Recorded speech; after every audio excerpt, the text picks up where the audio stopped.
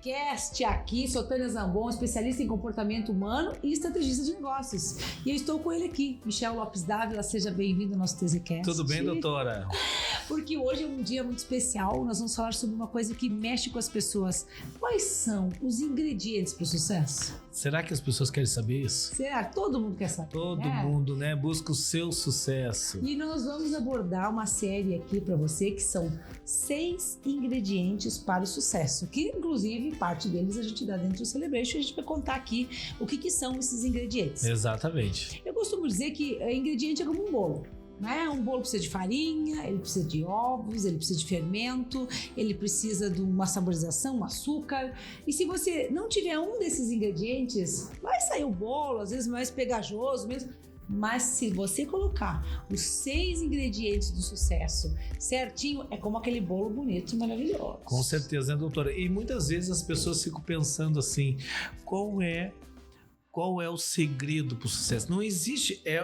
Não é uma coisa. Não é uma única coisa, é um né? Conjunto. É um conjunto de coisas, de ações, de comportamentos que vão te levar ao sucesso. Exato. As pessoas têm esperança que seja uma única coisa. Agora, é óbvio, quanto mais coisas você colocar dentro desse conjunto, mais chance você tem de ter sucesso, mas o principal é você colocar todos, né? Eu sempre digo que a roda ela já foi inventada, né, doutora? Só tem que fazer ela girar. E esse é o ponto, né? Então, esses 6 ingredientes que a gente vai começar a falar agora, nesse primeiro ingrediente, a gente precisa colocar isso na nossa vida e no nosso dia a dia, né? E o primeiro ingrediente, Michel, que eu gosto muito de trabalhar, se chama autoimagem. Olha só, para você ter sucesso, você precisa ter um empoderamento interno. Né? Hoje o pessoal fala muito em empoderamento feminino. Eu concordo que eu acho que a mulher está num outro momento do mercado de trabalho, ela está se colocando, mas quando eu falo empoderamento, eu não vejo o sexo em si. Exatamente. Empoderamento masculino, feminino, do adolescente, né? Porque essa autoimagem, ela se constrói.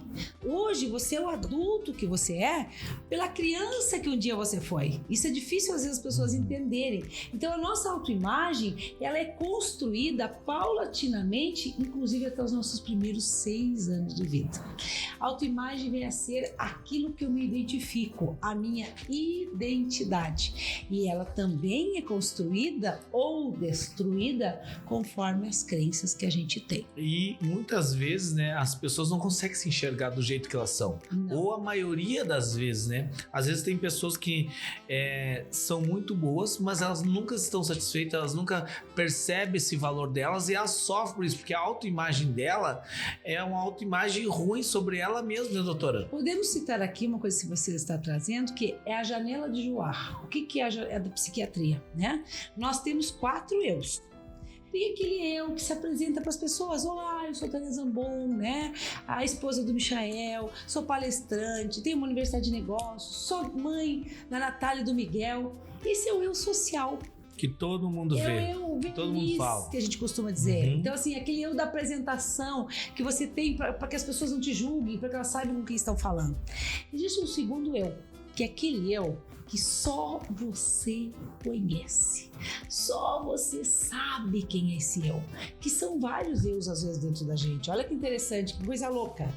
Quem sou eu quando estou na minha empresa? Quem sou eu quando estou com os meus amigos? Quem sou eu quando estou com a minha família?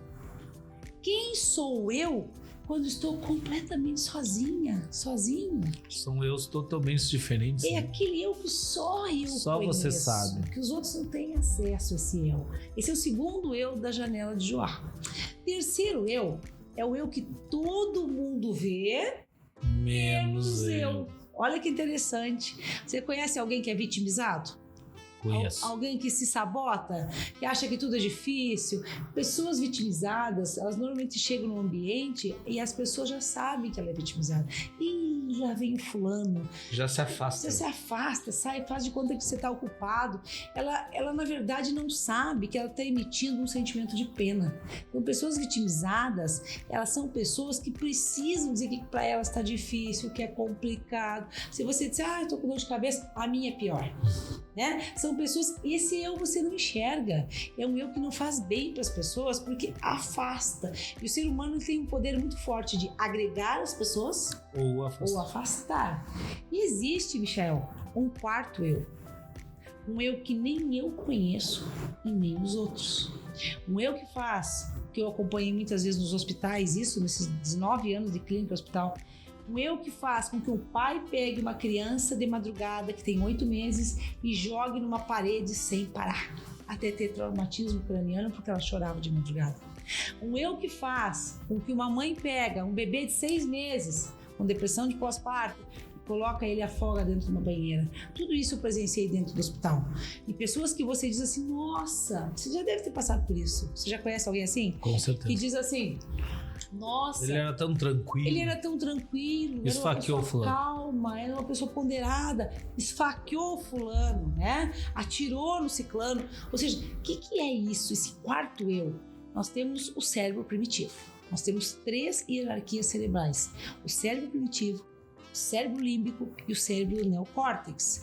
Esses 3 trabalham uma sintonia de informação, de reflexo. Então, quando eu não tenho controle sobre o primitivo, eu não tenho, porque ele é da sobrevivência, eu não consigo muitas vezes tomar uma decisão assertiva e sou levado pelas emoções. E aí age sem pensar. Então, é muito importante eu conhecer esses 4 eus, porque eles fazem a minha autoimagem.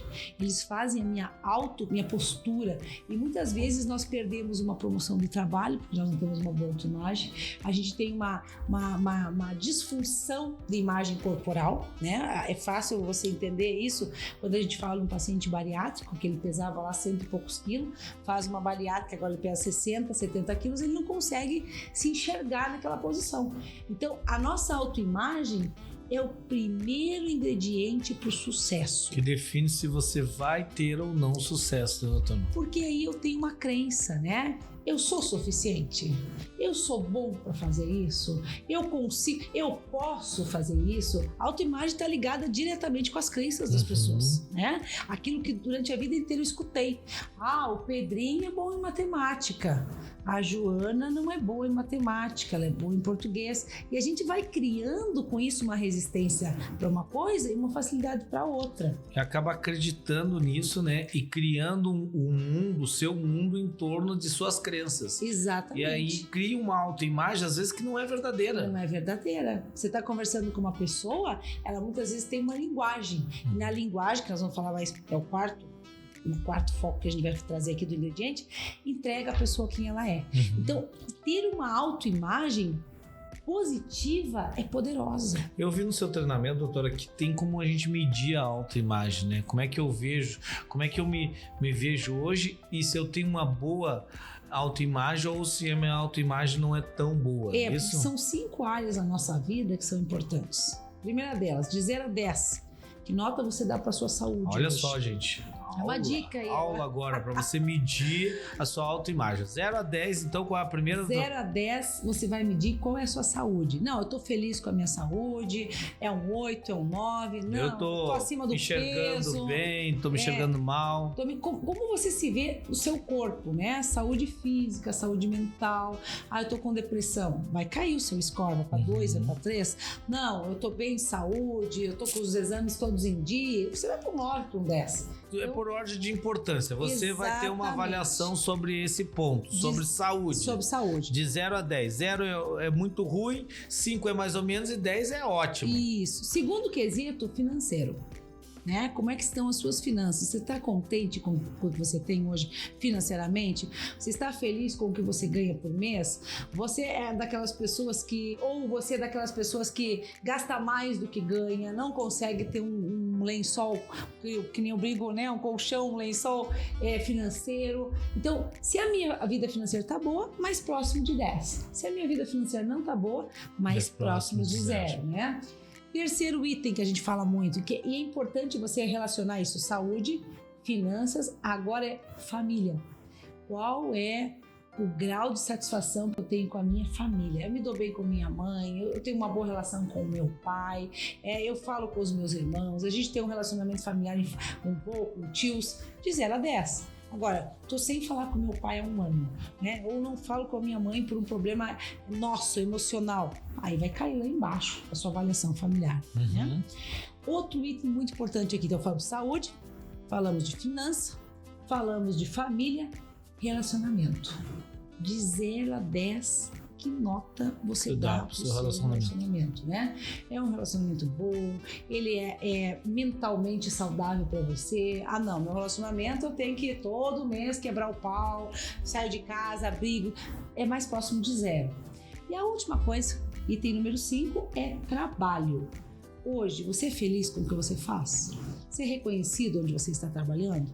Você gosta de estar no seu trabalho? Porque 1/3 da nossa vida a gente vive no trabalho, né? Isso é muito importante. Qual a autoimagem que eu tenho da minha profissão, do trabalho? Isso. Então você vai fazer essa avaliação de 0 a 10 e vai somar esses 5 itens. Então vamos lá, somos 5 itens. Saúde, finanças, relacionamento, família, relacionamento e trabalho. Soma quanto que deu e aí você vai, Tânia, deu 35. No total aí da minha soma deu 35. Você vai multiplicar por 2. Multiplicou por 2, vai dar 70. 70 é o teu score de autoimagem. Nós, quando trabalhamos com empoderamento das pessoas, transformação de resultados, ir para o próximo nível, a gente fala que você nunca deve ficar abaixo de 75%.